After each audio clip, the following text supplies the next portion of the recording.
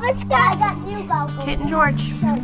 And I don't got mine. I get new goggles. Good day.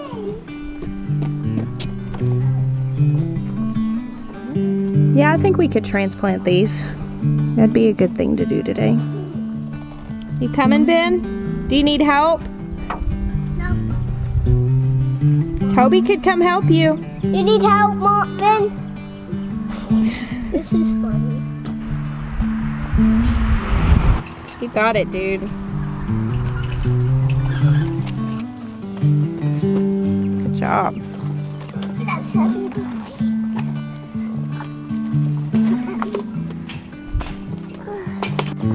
Just leave it hanging down, love. Just leave it laying down. We'll pull it down there. Maybe we'll let Amanda pull it down there, okay? Let's go and check the mail. Maya has been out of town the last few days, and so we have been holding down the fort, feeding all the animals, taking care of everything. He'll be home tonight, but we're about to go around and feed everything. But first, we're gonna do a little bit of planting in the garden.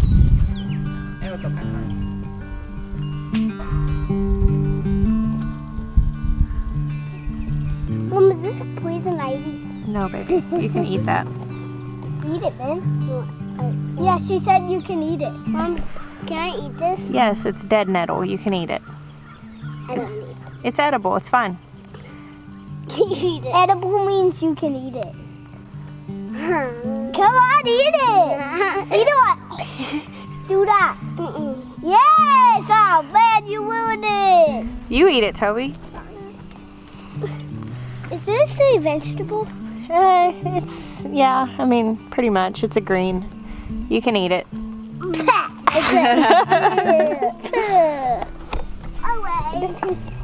It tastes plain. I think you have to like greens at all in order to appreciate eating dead nettles. I'm proud of you for trying. Who, me? Yeah. What do you ask? Did you swallow it? No, I spit it out. How close together do you plant yours? Probably about like this space. Yeah. That's what I do. About 6 to 8 inches apart. Yeah, I've had almost all the roots break off of a lettuce and they did fine.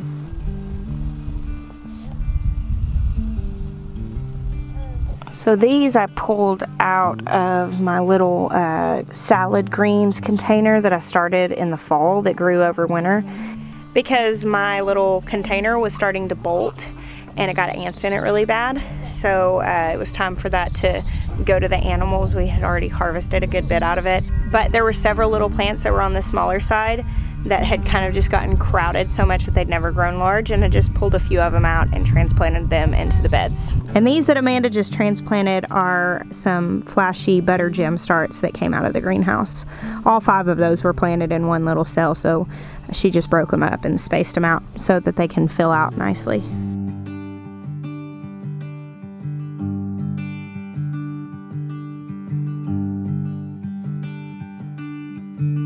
These are Romanesco broccolis, and there is a very good chance that these will not have time to actually form heads before it's too warm. But I'm going to go ahead and plant them because I started them. I was really excited to try them. Probably will have to try again in the fall. I'm only going to give space for 3 plants because, like I said, I don't have just high hopes that they're actually going to do anything. I think probably it's going to get too warm too fast and send these to flower. But we'll give it a shot.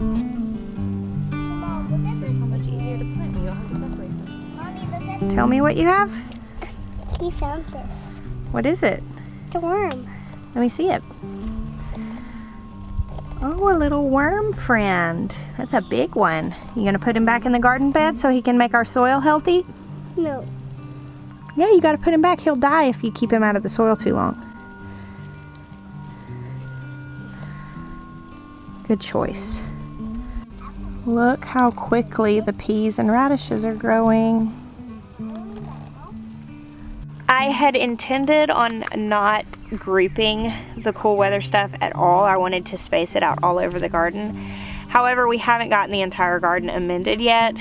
We've been just traveling a lot, and Maya has been working tirelessly on the window greenhouse when he's here. So we've got the beds partially amended.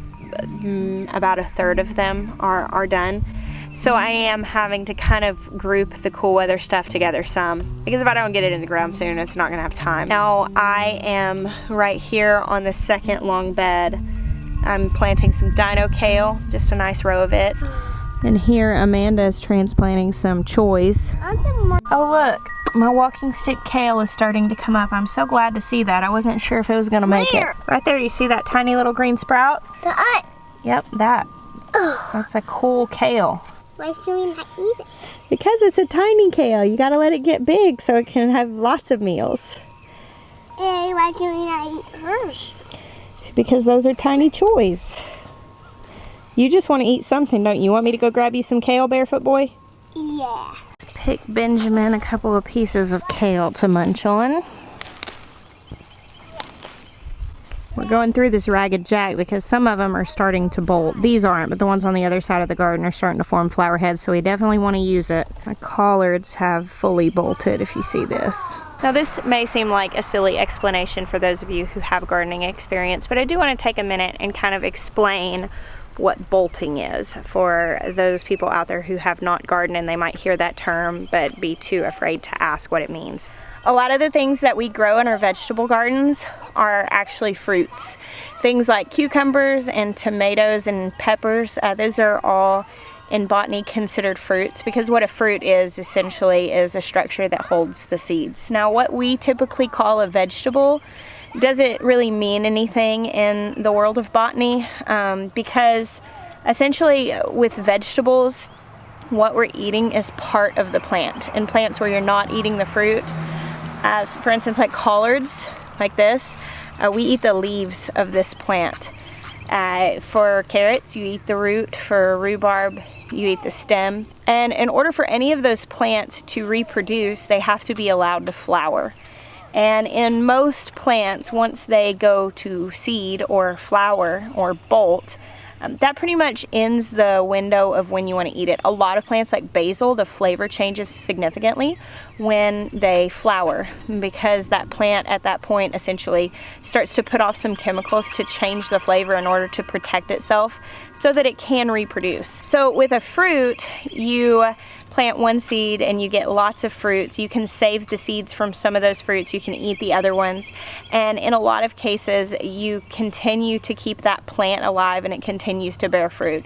But in the case of things like vegetables, you basically just have to make a choice on whether you want to eat that plant or let it go to seed. For things like collards, we have harvested many leaves off of these, but not all of them. If you were to harvest every leaf, that plant would then not be able to photosynthesize, so you just kind of have to make sure you don't harvest it too much. But when it gets to this point and it goes to seed, it just gets flowers, and they will bloom. They'll be really pretty.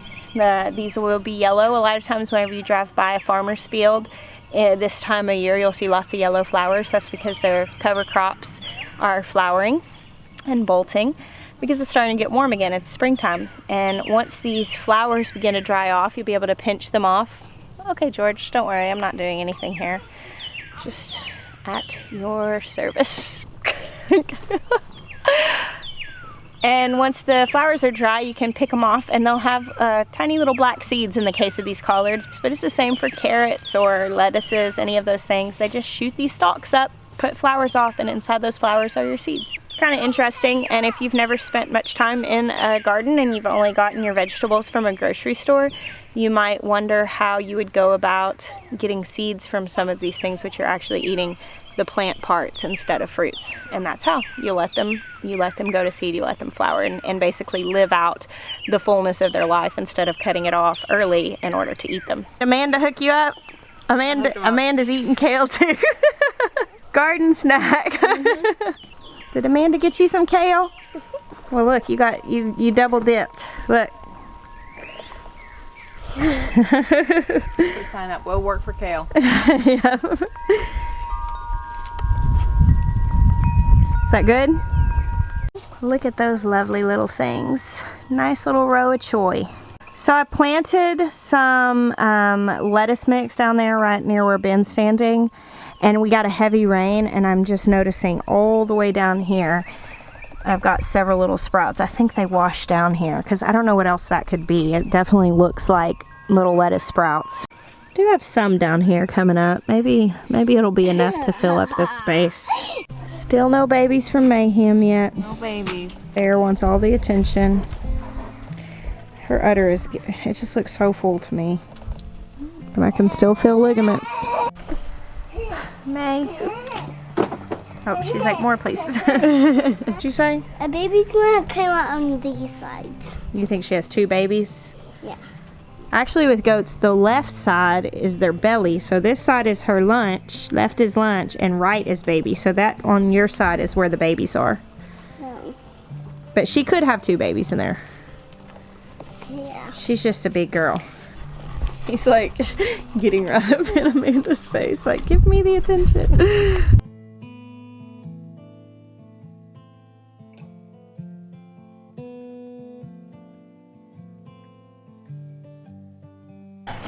We used to have like 10 more goats than we have now.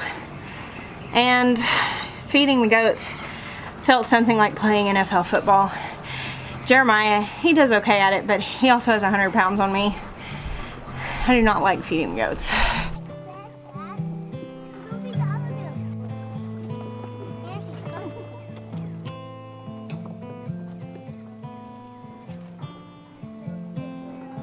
Obviously we do this trough feeding thing, which could raise concerns if you have like a weakling goat not being able to get the food that they need. We also feed all of our mamas that are in milk on the stand, so they get the added nutrition that they need in order to be producing milk for their babies and also for us since we're milking them. And we separate the babies away from their moms at night, and we give them grain at that time. They pretty much have free choice over grain so that they're getting what they need in order to grow. That's Journey's food. Can you take it to her? Mm-hmm. Does that look yummy? For her. For her? That's a good answer. Amanda just went and grabbed the eggs. Oh, those are beautiful. We had 13. She's got another one in another carton. Do you like those cartons? I do. They're so pink. My friends Joe and Jessica got those for me because they know I love pink.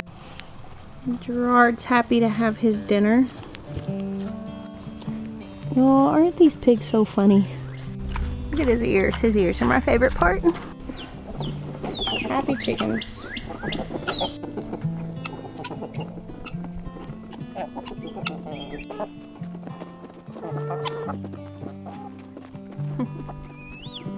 Yesterday I had to go to a really sad funeral.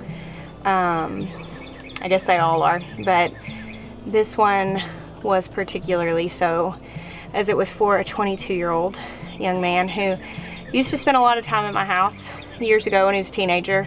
A lot of time, like the kind of time that you have to tell him to go home. But when Maya's younger brother lived with us, it was his best friend, so he stayed here a lot, and it was just a sad thing. His mom is a friend of mine, and she's just really inspirational in praising God through it, and it's just, it's a sad loss. So while I was gone, of course my friend Amanda's here visiting from California, and you know, I had to be like, sorry, you know, gotta go to this funeral, left her here at the house. And while I was gone, she finished separating all of the pepper start. So that was a really nice thing to come home to. I told her to make herself at home in the greenhouse, and you know, kind of, we had been separating some plants out. So she'd asked me if it was okay for her to, you know, kind of work on the things that I was working on, and I said absolutely, and she got so much done. So that was really cool, and I'm gonna show you what she did. But I also want to ask you to keep my friend Stacy and in your prayers, and just Hagen's whole family, because they're going to be feeling this loss for a long time. And now, in slightly awkward transition from that very sad topic, here's my beautiful greenhouse, which is anything but sad, and a naughty cat. Look here, all these seedlings are starting to come up. These were all of the seeds I started the other day. Holy basil, got okra starting to poke its head out. Back there, the edible chrysanthemums. That is very exciting to see. And look at these tomatoes, they look so happy.